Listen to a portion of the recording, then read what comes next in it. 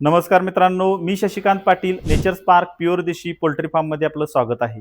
आपण देशी कुक्कुट पालन करतो, त्याचबरोबर नवनवीन जे व्यावसायिक आहे त्यांना स्वतःच्या पायावरती कसं उभं राहायचं किंवा त्यांना त्या व्यवसायामध्ये कशा पद्धतीनं प्रॉफिट होईल याचं मार्गदर्शन सुद्धा करत असतो.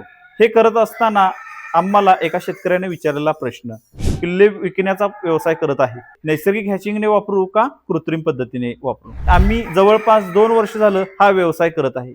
आम्हाला आलेल्या अनुभवातून आम्ही त्यांना एक सल्ला दिला, नैसर्गिक हॅचिंग तुम्ही बंद करा आणि इन्क्युबेटरच्या स्वरूपामध्ये जावा. कारण नैसर्गिक हॅचिंग वरती या मार्केटमध्ये जे लोक बोलतात की नैसर्गिक हॅचिंग करून तुम्ही मोठे व्यावसायिक व्हाल, तर हे साफ चुकीचं आहे.